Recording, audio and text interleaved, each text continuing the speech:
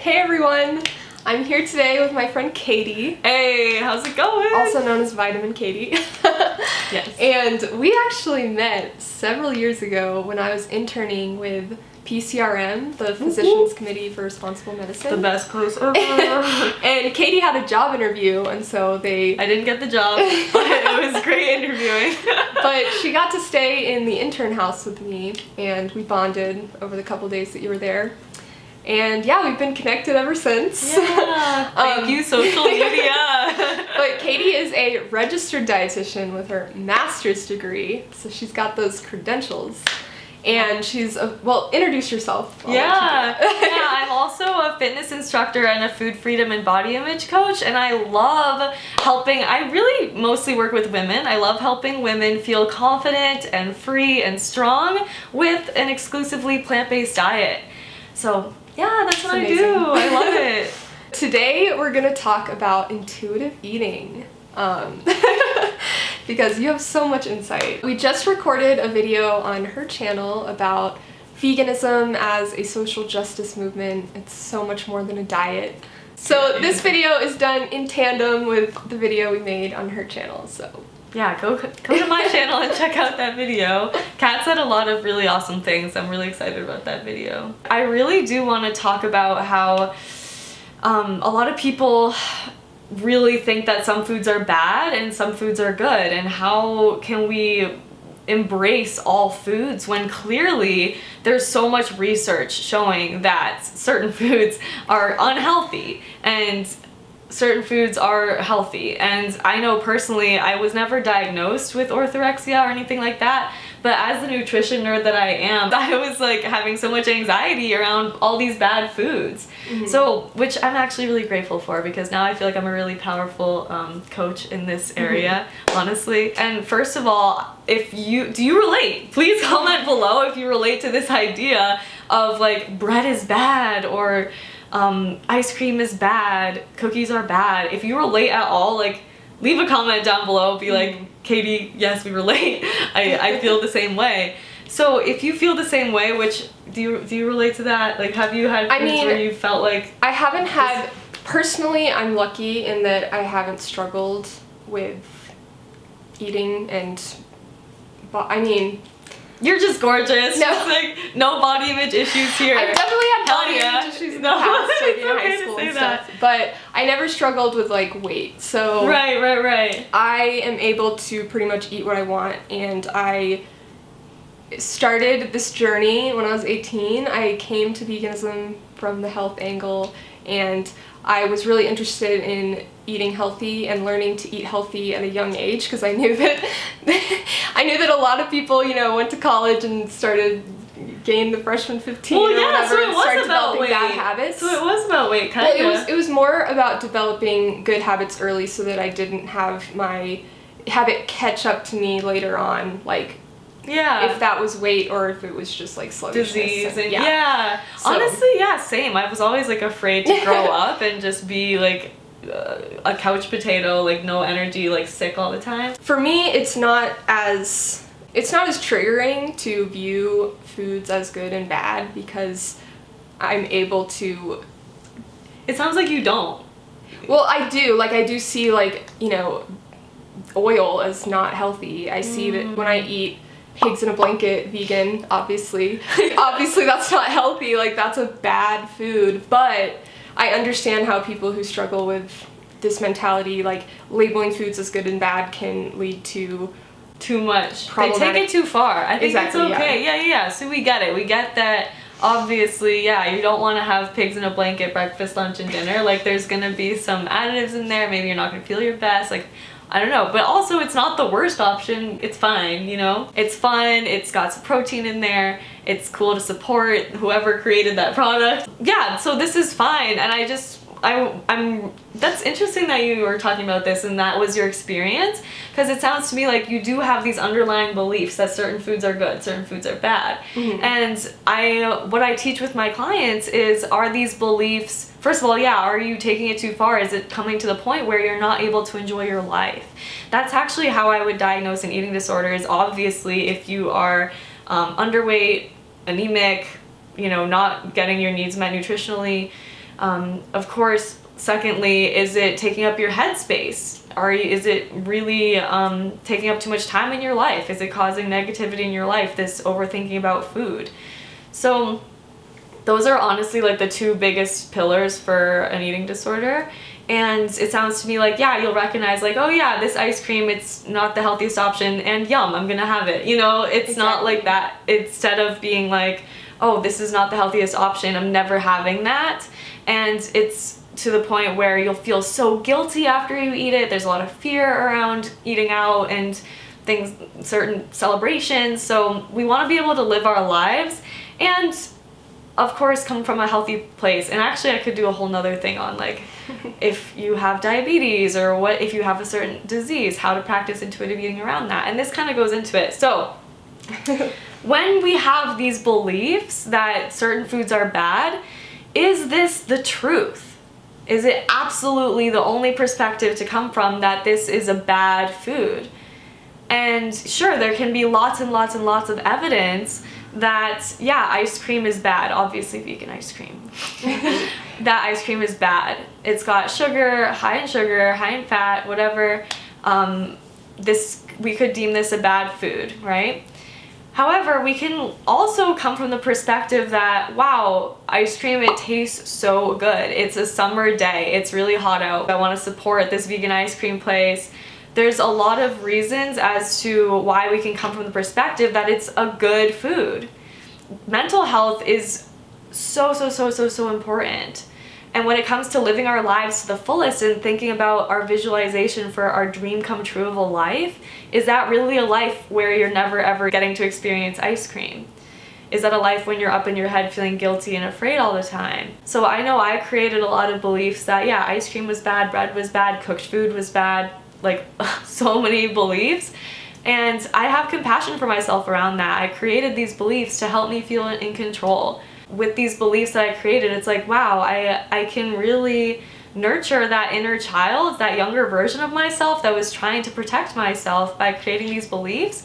And sure, I'll have these thoughts come up in my head, like when my friend makes muffins and gives me one, and I'm like, oh my god, yum, a muffin. And then in the back of my head, it's like, oh no, there's this like little fear voice that comes up. Instead of letting that take over, I can really have compassion for myself around that. And this brings me to my next point, which is like, are you the dictator of yourself? Are you the worst enemy of yourself? Are you the way too strict parent or the horrible manager of yourself who never lets their child eat anything unhealthy ever and shames your child? I always use this analogy of the mother-daughter relationship.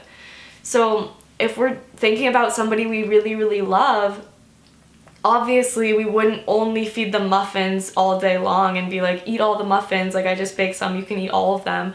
Obviously that's not what we would do as a parent. We would let them have dessert here and there, right? Like if you really loved your child, you would say, oh, of course, like have a muffin. And it's funny how we talk to ourselves so much differently than somebody we love. A lot of my clients are really, really hard on themselves. And if they do have a bite of a muffin, and I relate to this, they'll feel really guilty about it. They're like, this isn't okay. I really just want to invite you to think about the relationship you have with yourself. So throughout my program when my clients work with me, I really like dial in your internal dialogue, and I have a lot of journaling exercises and mindset exercises around making sure you're coming from a compassionate place. And if you don't want the muffin, it's 100% because that's your empowered choice, that you're excited, that you're like, oh my gosh, I'm stuffed, like thank you so much, I don't want that muffin, but I of course could eat it. Or it's coming from an empowered place of like, oh my gosh, yes, I love this, sounds really good, blueberry's my favorite, let's go after it. Like really, really fully choosing from an open heart, from a space of freedom. And God, there's so much. I could just talk forever about this. We're talking about with me before around, well, like how do you make sure that they're eating a healthy, balanced, plant-based diet and teach food freedom and intuitive eating? So I'm interested in this topic, even though I'm not like personally super affected by these thoughts of like guilt and stuff. But I think it's interesting because I watch channels like Obese to Beast, and he's so kind. And he used to be obese, and then he lost a lot of weight. And he talks about ways in which the anti-diet culture, like body positive community goes too far, in that they think that any form of restriction is bad, any form of tracking is bad. This brings me back to the first point, like, is this the truth? Is it the truth that it's bad? And we get to choose from an empowered place, like yes or no. There's evidence that it's bad, there's evidence that it's good. Which is it for you? Which is more empowering for you when it comes to restricting, calorie counting, weighing yourself, all of these things? You get to decide for yourself. I'm so sick of like people just telling people what's good and what's bad and what's right and what's wrong. Because tracking can be beneficial, right? Like you say that you start out. Yes, I start out with my clients. I do have them track, simply because so many people are so uneducated and unaware of what the contents of their food, how many grams of protein is in that. Like, are you getting enough selenium? Are you getting enough potassium? It just seems to me like to really feel confident and grounded and excited to be really healthy, you're gonna want to see like, oh wow, I have not been eating enough omegas or vitamin C for so long. Like, have some fruit, make sure to get in some hemp seeds. Like, that's why I have them tracked. And I make sure too that the tracking device, the Chronometer, the MyFitnessPal, I use Chronometer. I have a professional account. It's amazing. So I can see on my end what my clients are taking in. And I like critique them around that. But I say to them, look, this is not defining 100% of you, what you can eat. I'm really making sure that you are, if you're hungry, have a snack. If you're not hungry, stop eating. Like, I teach them intuitive eating throughout using these tools. And yeah, when it comes to weighing themselves, of course, honestly, with most of my clients, it's empowering for them to throw away the scale. And I don't tell them either way to do it or not to do it. It's just like up to them what feels empowering for them. Because we can spend our whole lives avoiding triggers. Walking down the street, you could be triggered by a billboard. You could be triggered by, I don't know, some line in a book. I don't know, like some music is really triggering. So are we gonna spend our whole lives just like with our blinders on and like just remove all the triggers and not track and not do this and that? Or are we able to get to see like, oh wow, that's how much I weigh. Okay, cool. Like, that doesn't have to mean anything about me. Me feeling triggered is an opportunity for me to practice self-compassion with that inner child. As far as anti-diet culture, I'm there. I'm all about body positivity. I'm all about F diet culture. Like, screw this restrictive mentality that's not sustainable and yeah, is not healthy in the long term. I'm definitely not about that, but I'm also not about unhealthy behaviors. I'm not about being lazy and not exercising. Like, there's certain health promoting behaviors that I hold my clients accountable for that, who knows, maybe it doesn't have to lead to weight loss, but most of the time it does when we start incorporating health promoting behaviors, and these include mental health practices. So, like, yeah, connection, spending time in nature, moving your body, like being an intuitive eater to the point where we stop eating. Most of the time, we stop eating when we're satisfied. We eat when we're hungry. Of course, having a dessert here and there is fine. Like, simple. It's bringing it back to being really simple. And I think that tracking has a place. Gosh, I feel like if you get anything out of this video when it comes to intuitive eating, know that first of all, watch the video on my channel. I really am excited about helping people eat intuitively with a plant-based diet and seeing the bigger picture around why that's important to choose to not eat animal products. But yeah, if there's anything you get out of this, I also teach mindful eating and recognizing where our food comes from and how it's so nice to be able to just eat. People who are afraid of good or bad foods don't see that when we have fear or guilt around bad food, like I said before, we think that this is protecting us.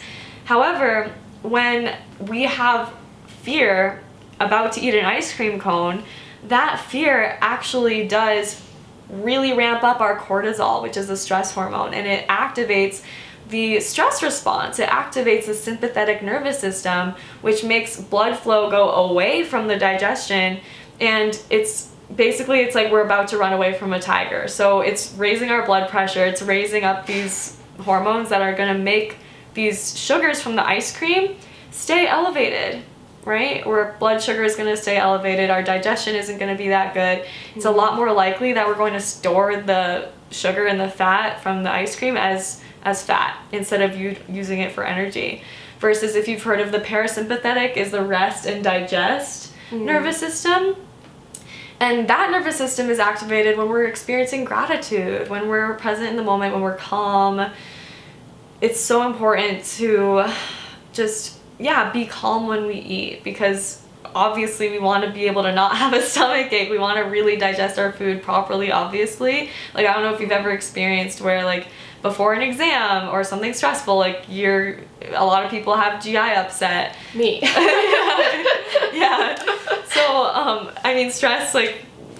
stress causes so much, like, dis-ease. Gut is our second brain. So when we eat the ice cream cone and we are like, oh my gosh, yum, yes, I'm so excited about eating this, I'm living my best life, feeling grateful, that is going to allow us to not necessarily, like, obviously if we're eating way too much, it might be stored as fat. However, it's a lot more likely that you're not going to develop diabetes.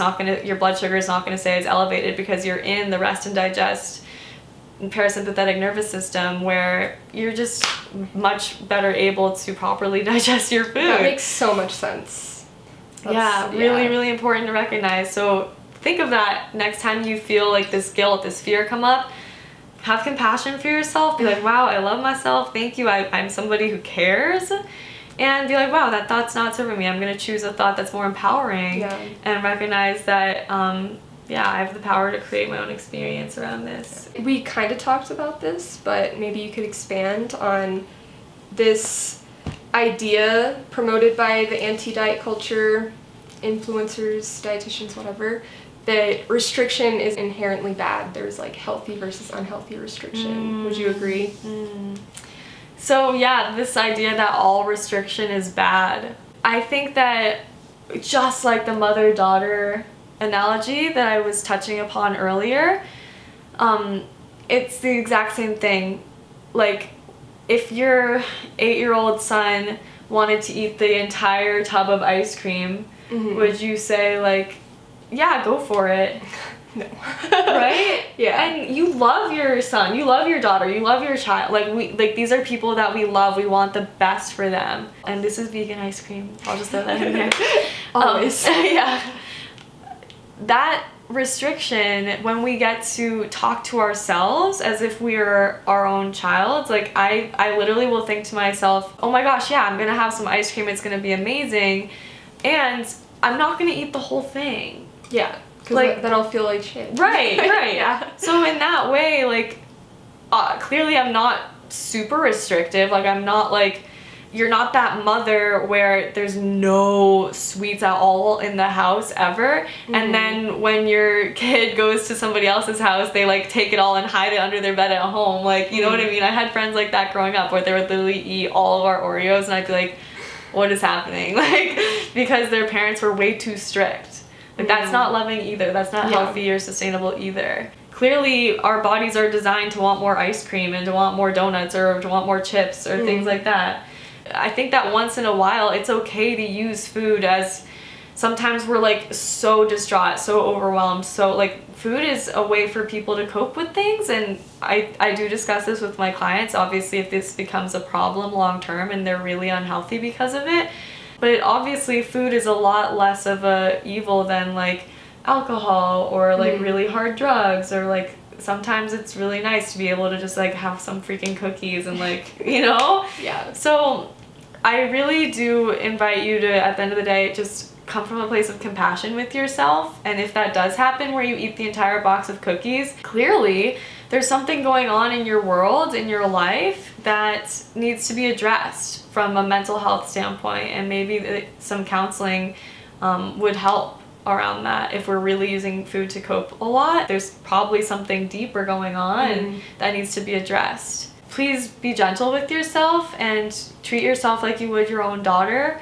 And yeah, sometimes I really want to eat like the entire thing of pizza or chips or something, but from a loving place. I get excited about having some of it. Maybe I'll have a little bit more and I'll be like, you know what? I'll probably feel sick if I eat all of this. So out of a place of love, I'm going to restrict, I guess, and just eat like 2 instead of 10, you know? That's such a good point. I have one other question for you. So, you know, our gut bacteria are really built on what we eat on a regular basis. So if someone came from a place of, like, say they grew up in a home where snacks were unlimited, they ate a lot of fast food and Lunchables and whatever. If they start eating like whole foods plant-based, all of a sudden, like, that's not going to feel good. They're going to be bloated. So they might think, oh, intuitively, like, I shouldn't eat beans. So like, how do you work with people like that to help them retrain their gut bacteria so that they can, like, That's a good question. relearn? That's a really good question. So I'm really grateful that it seems to me, well, what I do is I do provide personalized meal plans for my clients, and I meet them where they are, and I make sure that what we plan together is really exciting and doable for them. So I wouldn't necessarily take somebody who's just eating Lunchables and like white bread all day to having giant salads and, like, you know? Yeah. So it's gonna be a slow transition for someone like that. I'm sure that they know of plant-based options that they're excited to try. Like, what vegetable do they like? What are they excited to try? And as far as them experiencing that discomfort, it's not something that I've actually had clients really complain about. It seems to me like people experience a lot better digestion. People are really surprised, like, oh my gosh, I'm doing a number 2 on the daily. Like people love how they feel transitioning to a plant-based diet. And yeah, if they feel bloated, sure, there's products out there that I could recommend. Like, I know Enzymatica is a great enzyme supplement brand, and they have like a veggie zest, but I've honestly I've only helped my friends out with that one. I've never actually recommended that to clients. I feel like my clients, it's amazing. They have really good digestion, and I think that somebody like that is probably constipated and probably like not very much energy. So if they just were having like a smoothie in the morning, like, they're gonna be good. Yeah. Slow transition and drink plenty of water and do what's realistic for you. Yeah. Well, I think that's everything that we wanted to cover. We don't want this video to be too long. Yeah, talk forever. My camera's probably gonna like shut off in any second now. Yay. But thank you so much for watching. Yeah, thank you all. I love you. Hit me up on Instagram at vitamin.katie. And if you have issues, you can always if you have any Katie questions, hit me up. I love answering your questions. It's a dream come true for me to get to share this with y'all. So, awesome. God, yeah, be mindful, enjoy your food. Peace out. Yo, how when me eat them, I wonder when me eat. When me tell them say me nah eat no fish, nah no meat now. How when me eat them, I wonder when me yam. When me tell them say that I'm a vegan man. How when me eat them, I wonder when me eat. When me tell them